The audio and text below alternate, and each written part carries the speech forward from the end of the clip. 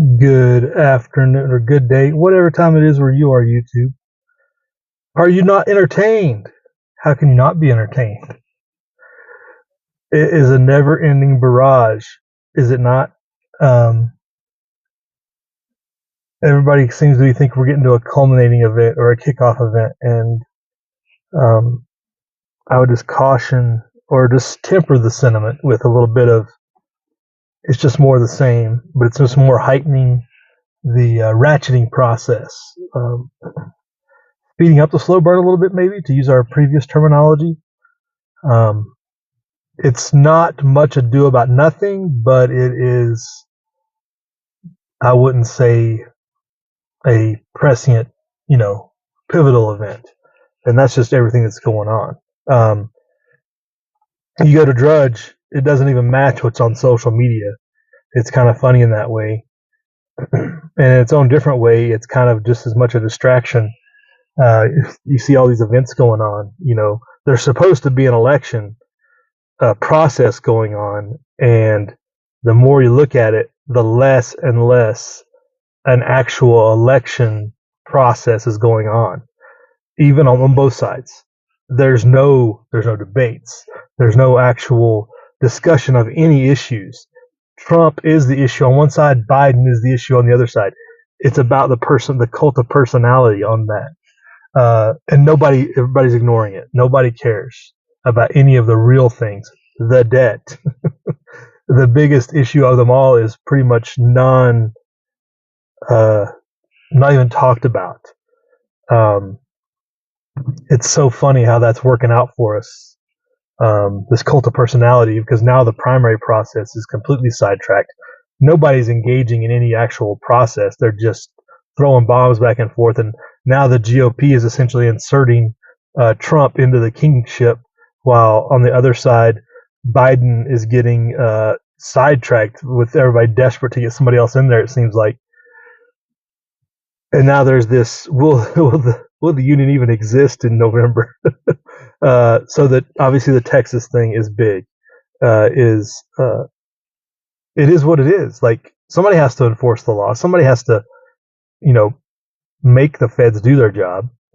But at the same time, like, why would anybody escalate this unless they had a bigger agenda to do something else, or they're distracting you from something else?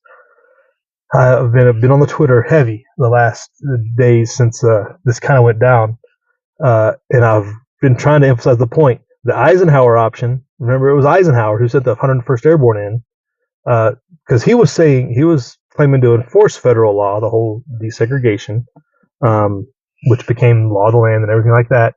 Whereas in this case, it would be sending in whatever division they decided to send in to prevent somebody from enforcing federal law. It would be completely backwards and upside down.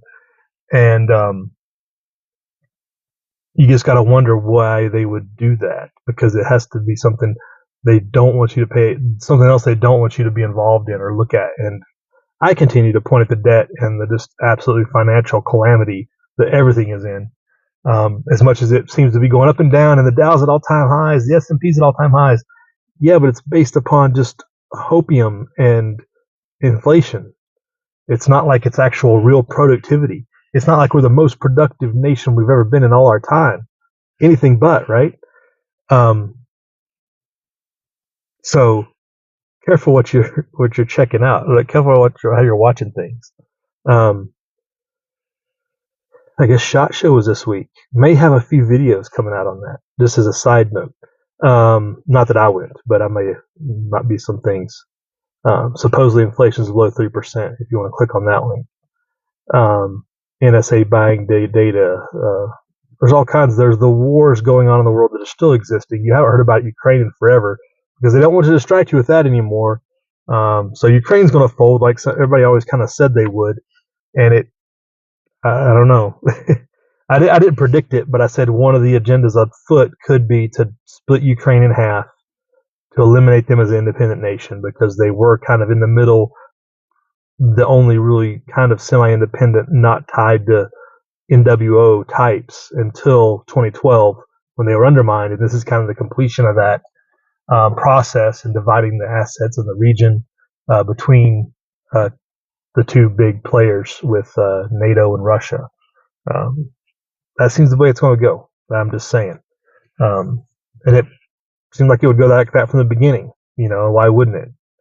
The Middle East, the Red Sea, the diversion of oil prices potentially could go up because of all that diversion and lack of transports and stuff that now are diverted around the Horn of Africa, which I don't know how that's working out, but that continues to semi-escalate. It hasn't, it's kind of been sidetracked this week in the news. They put a militia act in, and Congress was presented with it. Don't think that'll go anywhere, but it's trying to stoke their base in this supposed election year, which, people said, I didn't say, but people were saying there's not going to be an election. I was like, I don't know about that, right? Like, I don't know that they're going to continue things so bad that they won't have an election. But now you're looking at like, well, there might not actually be because there not be the states involved. Like, whatever state you're in might not be part of the union by November. It's just on and on. Everything. All the stuff just continues to heighten the tension and continue to, got to continue to evaluate what's going on outside your door, right? That's the most important thing. Look outside and evaluate and continue to figure out what you need to do for whatever purpose, right? Because you can't affect more than that. One of the big things on the Texas thing is not a Bundy Ranch situation. People have been trying to tie that in, like, send in, the people need to go down. Like, the Gov's got it. Like, the Gov will ask for assistance as needed, right? Like, you need to be worried about your plot of land. And we even said this after Bundy. Like, we did, Bundy kind of went down because people needed to support the people were being, infringed upon by the government. Like, the government has the border. Like, the people of Texas handle it. If a call for aid comes out, that would be different. But that hasn't happened. Bundy Ranch was very specific. A call for aid was made because the government was oppressing, right? So that was the purpose there. So it's not the same situation. Identify that. Know that. You don't need to go down there if you're from North Dakota or New Hampshire or wherever. Hold fast. Hold your line and where you're at, because you might be behind any lines running insurgency ops here in about 6 months. The way things are going. So continue to do things where you're at. Continue to evaluate what your really priorities are and work on the things you need to work on that you've been working on, right? Don't get distracted, because so much of it is a distraction. Further war in Europe. Is that really on track? The Houthis, all that. And then the distractions of the Super Bowl is coming up. And everybody's going to be kind of indulged in that in the next 2 weeks, right? So everybody's going to get scatterbrained, like, entertainment over here, but the world over here. Like, how do you talk to your normie friends about half this stuff when they're always worried about, the next Super Bowl, what's coming up, right? Although it should be entertaining. We go be entertained for a couple hours, but don't talk about it for the next 2 weeks, because you think that's the only thing going on either. I would maybe tell that to them, like, are you going to talk about Super Bowl for the next 2 weeks? Because if you are, I'm just going to ignore you.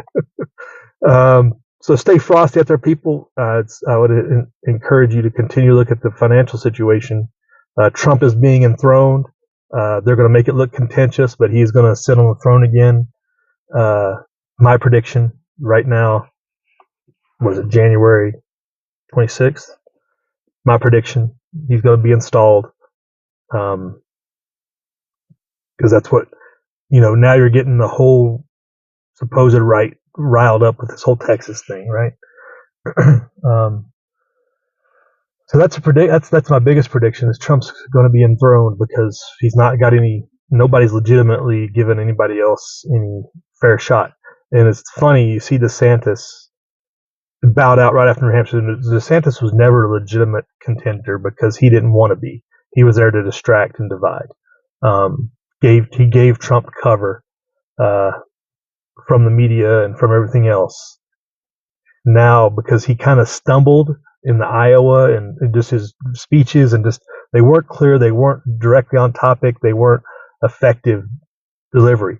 As soon as Texas went down and he threw his support behind Texas on a video he did, like, it was direct to the point, and what's the good word? It exuded confidence and leadership, right? What you would expect from somebody in his position.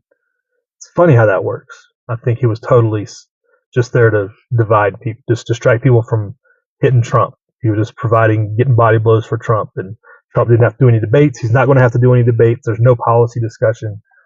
So, ban the guns first, due process second is going to be the law of the land if he gets his way, right? No more debt. Yeah. So stay frosty, folks. Are you not entertained? That's what's going down. My thoughts. Have a good day, YouTube. Prep hard. Live free.